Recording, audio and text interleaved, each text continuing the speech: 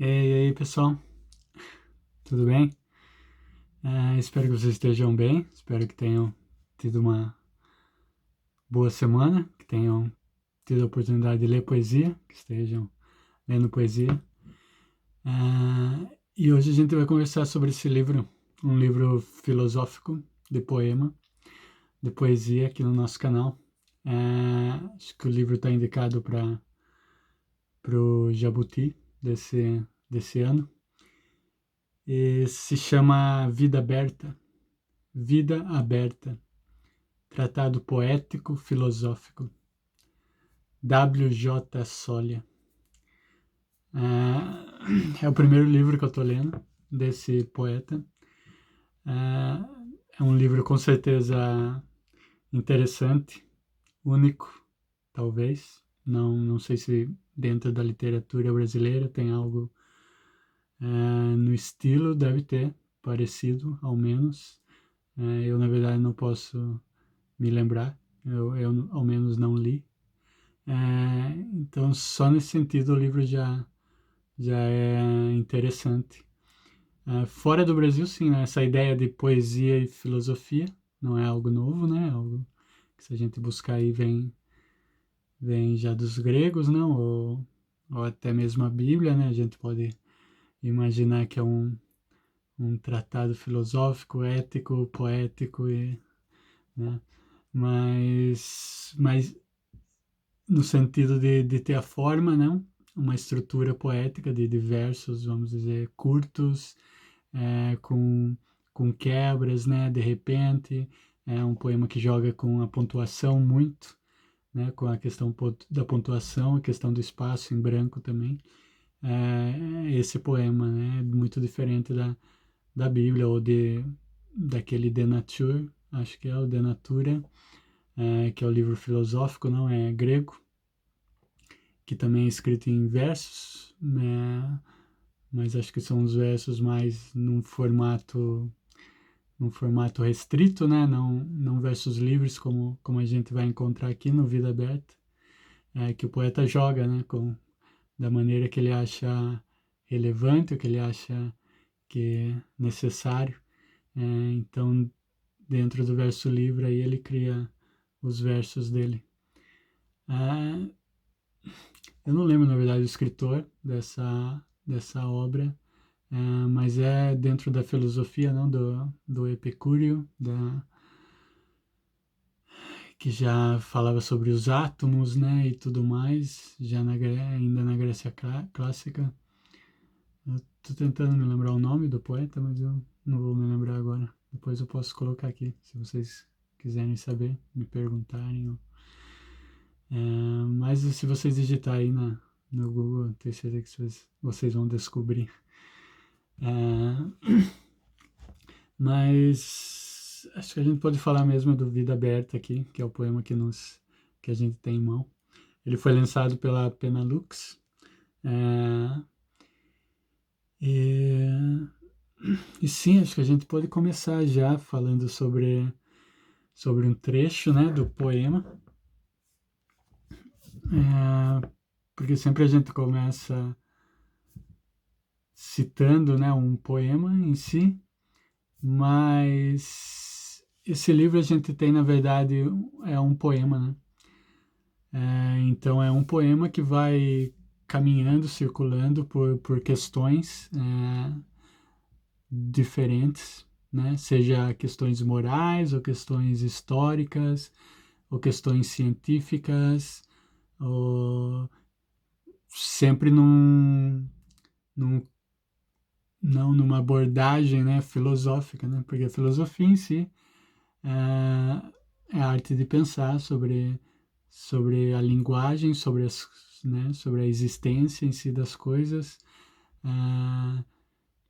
A gente costuma dividir a filosofia em vários também estudos, né, metafísicos ou não metafísicos, realistas ou não realistas, né, da linguagem ou não da linguagem. Mas o poeta aqui, como poeta, e eu tomo como poeta no livro, muito mais do que como filósofo. E Porque, porque na verdade no tratado vem primeiro poesia, né? O tratado, o poeta nos diz, é um tratado poético, filosófico. Então, no meu ponto de vista, o poético, por vir anteriormente ao filosófico, e pelo poema, e por ser escrito, não? Ter o formato, né? Como vocês podem ver aqui. Então, ele tem aí as quebras, versos longos, versos mais curtos, espaços, muitos sinais. Talvez é um poema que não fosse possível sem os sinais. E isso dos sinais é uma coisa interessante, né? Que a gente pode ver, comparar na literatura contemporânea. A gente tem a Lucy Collin, né? Que a gente já fez alguns vídeos aqui dela. E os poemas dela, os últimos, né, livros, tem um mínimo de sinal, né? Um mínimo de pontuação. Não sinal, pontuação, né? Na verdade. Já que, que tudo aqui quase é sinal, né? Tá nos transmitindo, comunicando algo nesse sentido. Mas pontuação em si, né? Os poemas da Lucy da Collin não tem um mínimo de pontuação, mas esse daqui, diferentemente do da Lucy Collin, o Rose Star, que também é um dos finalistas do Jabuti, ele se faz com a presença da pontuação, com a presença dos parênteses, das vírgulas, dos três pontos aí, para sempre estar dizendo alguma coisa, né? Seja buscando uma reflexão do leitor, seja buscando um respiro, seja buscando uma segunda leitura, uma segunda visão das coisas. Às vezes o poema acontece como um diálogo, às vezes com citações. Então é uma mescla aqui, né, de várias, né, de várias técnicas, por assim dizer, né, dentro da construção do poema, que o poeta usa para transmitir esse discorrer filosófico que ele faz, né. Então ele vai do passado, na verdade, vem para o presente, e é nesse sentido que o poema acontece. Acho que é melhor a gente ler, como eu falei, um trecho, que daí talvez dê a ideia do que trata. Eu vou ler um trecho que me fez rir muito. Isso eu admiro nos poemas que me façam rir. Rir da maneira surpreendente. Rir daquela risada que você fala, poxa, nossa, que legal, né? Não imaginava isso, olha que bacana. E já te abre a mente, não? Já te cria aí é, uma nova possibilidade de realidade, de leitura, de criatividade, de imaginação. É como se nascesse para você um mundo novo de relações dentro, dentro do humano, né? Dentro da linguagem humana.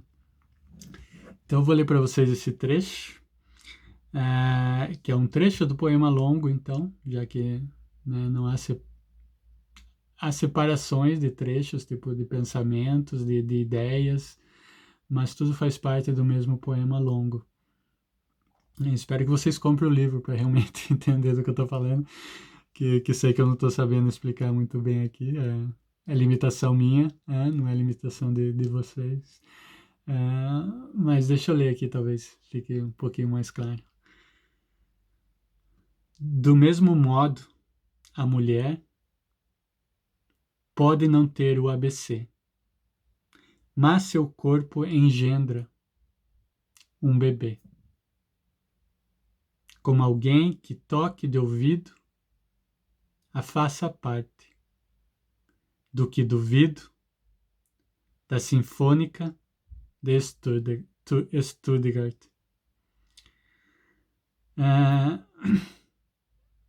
Então eu já vou seguir lendo um outro pedaço. Então você tem essa parte que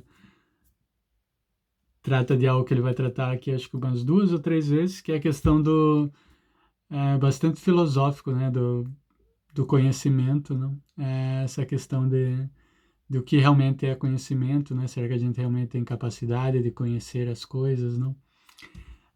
Ou não? Qual a diferença entre instinto, né? O conhecimento do instinto, e o conhecimento conceitual. Então ele trata dessas coisas aqui, não? Com relação àquilo que a gente já falou aqui algumas vezes, né? Do mundo biológico e do mundo humano, né? O mundo humano artístico construído através da linguagem, né? Onde a gente precisa da crença para certas coisas existirem. E esse outro mundo, né? Onde parece que o conhecimento já ele vem com a experiência de vida, né? E uma vez que esses animais adquirem, ou que uma planta adquire certa maneira, certo comportamento, ela não esquece, né, como atuar daquela maneira, né, está fisicamente engendrada nela, né, como está na mulher o bebê, né, a possibilidade de criar uma nova vida, não? Diferente do ABC, né, então a mulher pode ser analfabeto, pode, né, o ser humano pode não ter a possibilidade de linguagem, por assim dizer, né, de se comunicar, de se expressar, de criar arte, mas o seu coração vai estar batendo, né? Seu coração bate porque ele tem uma sabedoria própria, física, não, biológica dele mesmo. E o seu corpo vai funcionar de certa maneira, né? E isso é muito o que acontece hoje em dia, né? Essa briga entre o humano conceitual e o biológico, né? A questão do estresse vem daí mesmo, né?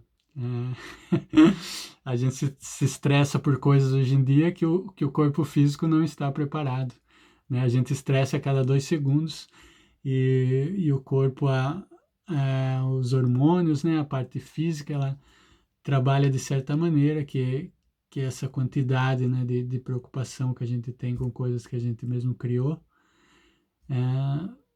causa aí algo físico, né, para o nosso corpo, né? E, e o poema vai tratar bastante desse assunto, né? Do lado animal e não animal de saber, né? O saber sabendo, sem saber que o sabe, ou coisas do tipo. Mas vamos ler então mais uma parte. E, como os dois, deformando, o Giacometti arremete em pintura e escultura, em gente incomum, mais magra que o número 1, e aflagra ao que se segue o botero, com todo mundo gordo como zero. Essa foi a parte que me fez dar gargalhada, na verdade, rir, porque me mostrou, né, essa comparação com os números, esse jogo entre linguagem, número e imagem, né, dos quadros, né, que a gente tem, né, certas escolas, não, de pintura, né, certos tempos, né, na pintura, onde as pessoas eram representadas não muito gordas, né, com saúde, né, que era sinais de riqueza e tal, de não trabalhar, e outro mundo onde as pessoas são representadas como as mais magras, né, mais magras que o número 1, o que é bem interessante, né, e mais gordas que como zero, né. Então essas imagens me fizeram aí super super bem, na verdade, e me deu aí essa nova, né, visão aí de uma perspectiva entre as relações dos números e a linguagem. Isso é bem interessante. Mas como vocês puderam ver aqui, né, a questão da pintura, então, o poema ele vai circular por todas as artes, né? Cinema, vai ter relação com o cinema, relação com a pintura, né, relação com a história. Então fica difícil para nós aqui descrever tudo o que é o poema nessas meia hora que geralmente a gente tem aqui, porque ele realmente toca muitos pontos, né? Porém, apesar da grandeza do poema, né, um poema que com certeza, né, todos nós deveríamos ler, deveríamos estudar um pouquinho, conhecer, porque realmente é bem bacana. Tem algo que certo momento do poema foi me cansando, né? Foi me cansando por eu, talvez, não concordar, talvez, por assim dizer, com várias questões aqui filosóficas, que são não somente tratadas de maneira não esporádicas, não, ou somente de passagem, né? Exatamente porque é um poema, não se trata de realmente discutir nada filosófico, ou propor nenhuma teoria, né? Ou nada do estilo. A teoria, se tiver uma teoria, é poética e é questão de totalidade, não? É a questão de que isso é um poema total, né? É uma vida aberta, né? A vida aqui dentro desse poema é uma vida aberta que não pode ser reduzida a seus elétrons, por assim dizer, a seus quarks, às suas mínimas partes, né? Então esse livro ele não é possível, no meu ponto de vista, sem a sua totalidade, né? O que eu quero dizer com isso é que você pega vamos de novo falar da Lucy, já que ela está também aqui no final do Jabuti, e ela tem esse livro, né? A Rosa está, acho que a Rosa está. Mas se você for ali, né, o livro como um todo, ele não, ele é uma totalidade, ele trabalha, né, de maneira a se tornar um livro único em sua totalidade, né, e expressar uma visão artística, uma visão de linguagem, mas ao mesmo tempo ele te dá a possibilidade de colher, não, de pegar um ou outro poema e tratar por ele mesmo, ou citar, ou estudar e etc. Enquanto o livro, essa obra, Vida Aberta, assim como a vida, como eu disse, você pode até fazer isso, você pode até pegar trechos aqui e tentar estudá-los e vê-los, né, como o poeta os formou, o que trata, a temática e etc. Mas eu não acho que eles vão funcionar de maneira a representarem uma obra poética da magnitude que é o livro em sua totalidade. Então, as partes desse livro não mostram, não chegam a explicar né, a mágica, a beleza, né, a musicalidade, o ritmo que você vai encontrar na leitura total do livro. Algo muito particular, que no meu ponto de vista é interessante também, né? Se a gente fizer essa ligação com a vida em si, né? Que tem os físicos, né? Que acho que vão explicar um mundo, né? Uma realidade através de cortar, né? É, o mundo em partes, não? Como se pudesse explicar a realidade das coisas, não? A realidade em si. Mas a realidade em si é a sua totalidade, não? Ela não é a sua divisão, né? A sua divisão é apenas uma parte da realidade, não explica a totalidade das coisas. E acontece isso aqui com esse poema. E nesse sentido, na verdade, o que eu queria dizer é que algumas partes, então, desse poema não chegam a me parecer nem poético. Fica nessa, né, por expressar um pensamento filosófico, ou às vezes histórico, ou cultural. Ele expressa de maneira tão assim descritiva, tão às vezes quase beirando a prosa, que apesar das quebras, né, apesar né, da pontuação característica e tudo mais, não chegam não a expressar um, né, sei lá, um sentimento, uma visão poética que, que ilumine da maneira que ela pode iluminar se você não a tirar do todo. Então vocês veem que aqui é muito essa relação de todo e parte. Isso é algo que o poema aqui me chamou bastante atenção. Até vai ter um spoiler agora aqui com relação ao livro, se vocês ainda não leram, que na hora que eu estava na metade do livro eu já comecei a pensar um pouco como será que esse livro vai terminar. E comecei até a imaginar como ele poderia terminar. Mas não me veio na cabeça, mas ele acabou terminando, aí quase fazendo uma um,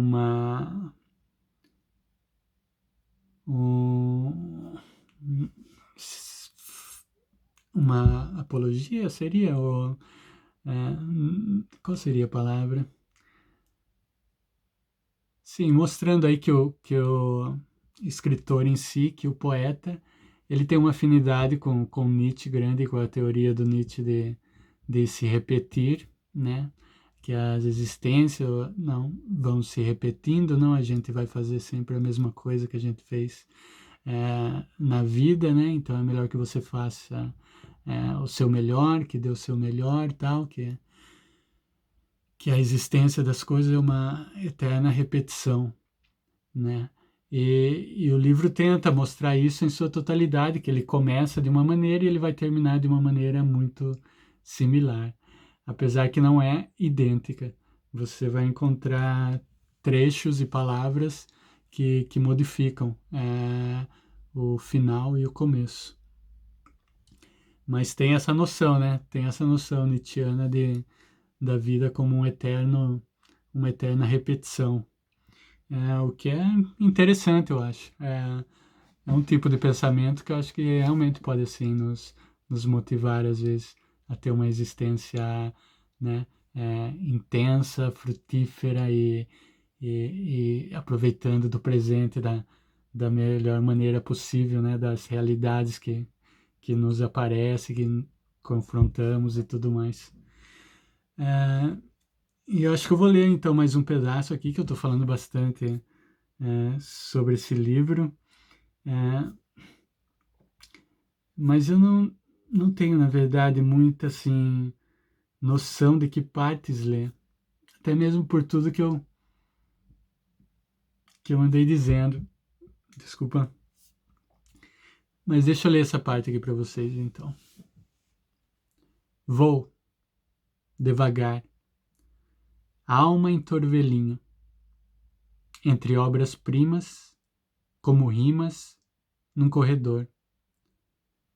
E aí o Rembrandt me encara, nada galã, de um alto retrato e paro.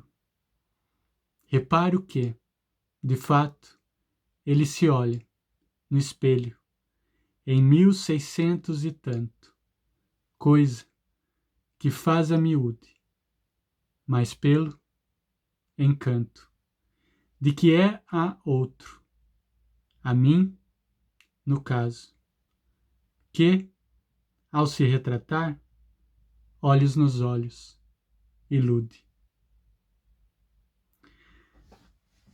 Então você vê que essas paradas, na verdade, que eu fui dando, né, no sentido, ele se olha no espelho, em 1600 e tanto, coisa que faz a miúde, mas pelo encanto de que é a outro, a mim, no caso, que. Tudo isso é devido à pontuação, né? Aos 3 pontos, à separação das palavras, que permanentemente, não, o poeta tá nos colocando aí. Então, um poema que ao mesmo tempo é um poema único, né, que percorre, né, vários tempos, como você vê aqui também tá, né, pintura novamente, né, mas como eu disse, né, é um poema que não busca assim não a precisão tampouco acadêmica ou coisa assim de, né, filosófica, de teoria, tanto que a gente encontra aqui, né, de maneira bem irônica também, né, em 1600 e tanto. Então, quer dizer, não importa tanto né, a data, né, a precisão, né, com relação a isso. E também tem esse a aqui, né, de que é a outro. Isso me colocou aí algumas perguntas, na verdade, até não sei se é erro de edição ou não, mas eu não consegui, na verdade, desvendar qual seria o propósito, né? Talvez tenha alguma coisa com o pintor aqui, com o Rembrandt. Desculpa aí se eu pronunciei esses nomes tudo errados. E... Mas, na verdade, eu fiquei em dúvida com relação a esse a outro. De que é a outro. Não sei, na verdade. Fica aí a pergunta, talvez. Se vocês souberem, podem me dizer. Mas vamos ler aqui então. Acho que é melhor eu ler um outro trechinho para vocês. Vou ler esse daqui. Então, a leitura que eu estou fazendo aqui, eu não estou como, né, os poemas, né, toda parte não tem muito um começo, um final. Eu estou lendo já o que está acontecendo pela metade do livro. Pura magia, igual à da fé, do Islã, cristã, pagã, dos judeus, que torna o oco dos templos, presença de Deus. Por causa do oco maior do lado de fora, em que a sensação dessa ausência piora. E é o inimigo que, mais uma vez, derrapa e escapa, como filho de vidro, etéreo, a mãe talhada na pedra, estéreo. Mas o Lord of Lords, King of Kings, um dia será, sim, Lord of the Rings. Então, muito interessante essa última parte aí, né, esses versos. Mas como vocês podem ver, não, são todos, né, tem as quebradas aí, os espaços. E ele foi, então, da religião a parar no Lord of the Rings, né? Então é isso que vai acontecer muito aqui, né? Você vai sair de um ponto, chegar em outro, de uma maneira bem criativa, né? Bem assim em sintonia, né? E que você faz de uma maneira, né, bem fluida, né? Bem com uma leitura gostosa, né? Cheio de truques, cheio de criatividade. Então tudo isso é bem interessante, né, no poema. Mas o que eu disse, né, tipo, se você, vamos supor que isso seria um poema, né, mas o Lord of Lords, King of Kings, um dia será, sim, Lord of the Rings. Se você tirar só essa parte do poema, ou muitas outras partes que há nesse poema, e, e tentar ver isso como, sei lá, como um verso, como uma estrofe do poema, eu acho que o poema perde muito da sua mágica. Mas a gente já falou bastante sobre essa questão. Uma outra questão que a gente pode ver aqui, né, apesar, né, de toda a quantidade, né, de citações, de processos históricos pelo qual a gente vai passar, de percorrer a ciência, de percorrer a biologia, de percorrer questões da linguagem, né, questões da filosofia, claro, questões da poesia. A gente vê que com certeza, né, é um livro escrito por alguém é, do da como que se diria, né?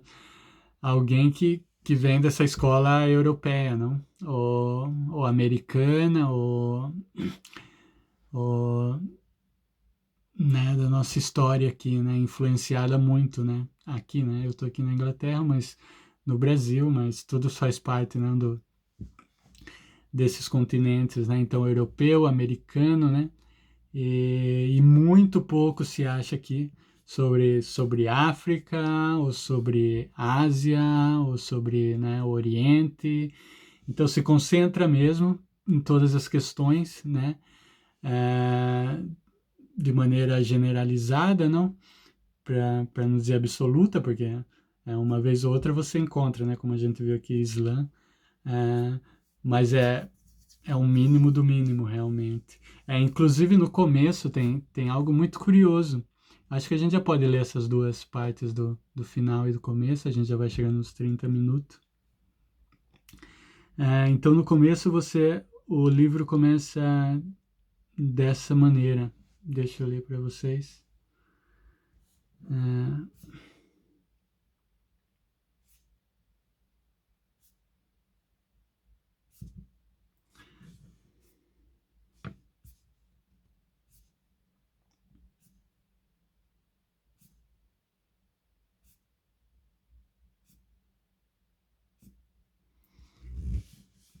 Então, o livro começa assim: ansiedade com o que não me imaginava na minha idade.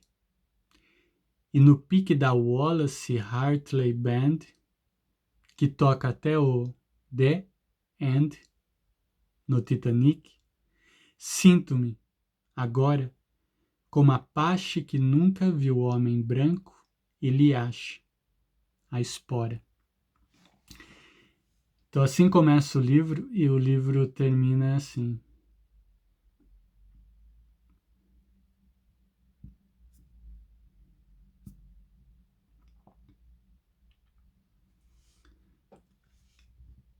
Daí que, sem a ansiedade que imaginava típica da minha idade, e no pique da Wallace Hartley Band, que toca até o The End, no Titanic, sinto-me, agora, como Apache que do desconhecido homem branco acha a outra espora.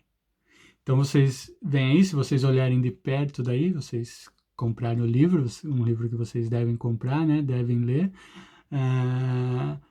vocês vão ver, né, a diferença, a mínima diferença, mas, né, significativa entre o começo e o final. Mas a gente acha essa questão aí, né, do Apache, né? Então é um Apache, não é um índio, é, que encontra esse homem branco e se interessa aí, né, pela questão da espora, né? Essa questão da espora. Eu fiquei imaginando que a gente poderia talvez ter usado aí um índio e um espelho.